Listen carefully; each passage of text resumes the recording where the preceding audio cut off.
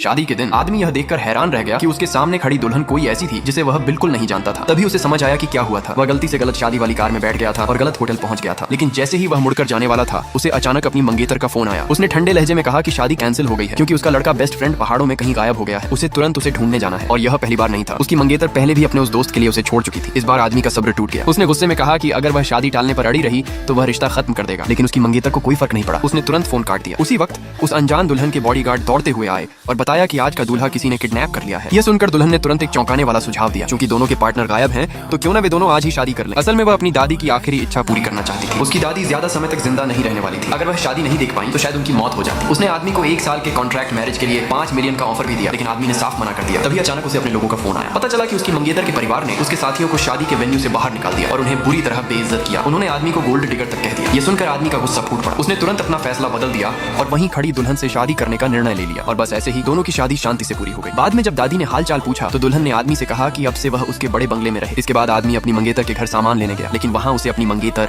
और उसका वही दोस्त मिल गया जो अभी अभी घर लौटे थे। उसकी मंगेतर ने बिना कुछ पूछे ही उसे दोष देना शुरू कर दिया। उसने पूछा कि उसने मीडिया को क्यों बुलाया और उसकी बदनामी क्यों करवाई। उसका दोस्त भी उसका साथ देने लगा, कहने लगा कि आदमी ने बहुत गलत किया। लेकिन आदमी जानता था कि यह सब उसी दोस्त की चाल थी। उसने कुछ नहीं कहा और सीधे उस दोस्त को जोरदार थप्पड़ मार दिया। ये देखकर उसकी एक्स मंगेतर गुस्से से भड़क उठी और उस दोस्त का बचाव करने लगी। उसने आदमी से तुरंत माफी मांगने को कहा। तब आदमी ने साफ कहा कि अब उनकी सगाई खत्म हो चुकी है, उनके बीच अब कुछ भी नहीं बचा। लेकिन उसकी मंगेतर को लगा कि वह अभी भी नखरे कर रहा है। वहीं उसका दोस्त अंदर ही अंदर खुश हो रहा था। सोच रहा था कि अब वह आसानी से उसके करीब रहकर अपने कर्ज उतरवा सकता है। लेकिन उसे नहीं पता था कि उसकी मंगेतर की कंपनी की सफलता के पीछे असल में उसी आदमी का हाथ था। जब आदमी अपना सामान लेकर जाने लगा तो उसकी मंगेतर ने ताना मारा कि अगर वह गया तो कभी वापस ना आए। लेकिन इस बार आदमी सच में बिना पीछे देखे चला गया। घर छोड़ने के बाद उसने तुरंत अपने लोगों को आदेश दिया कि उसकी मंगेतर की कंपनी को दिया जा रहा सारा सपोर्ट वापस ले लिया जाए। इसके बाद वह तुरंत अपनी नई पत्नी के फैमिली फंक्शन में पहुंचा, जहां उसकी पत्नी की दादी उसे बहुत पसंद करती थी। वहीं उसके चाचा को शक था कि वह परिवार की संपत्ति हथियाने आया है, इसलिए उन्होंने उसे एक मुश्किल काम दे दिया। शेंडन ऑक्शन हाउस से वह पैसा वापस लाने का काम, जो काफी समय से बकाया था। यह काम लगभग नामुमकिन था। उसकी पत्नी ने इसका विरोध किया, लेकिन आदमी ने तुरंत यह चुनौती स्वीकार कर ली। उसने वादा किया कि वह 3 दिनों में पैसे खुद उनसे मंगवा लेगा। चाचा ये देखकर बहुत खुश हो गए। उन्हें लगा कि आदमी बेवकूफ है। उसकी पत्नी को चिंता हुई, इसलिए उसने अपने पर्सनल बॉडीगार्ड को उसके साथ भेजा। जल्द ही दोनों ऑक्शन हाउस पहुंचे। आदमी ने बॉडीगार्ड के साथ अंदर जाने की बात कही, ये कहते हुए कि वह खुद भी एक अच्छा फाइटर है। लेकिन बॉडीगार्ड ने उस पर भरोसा नहीं किया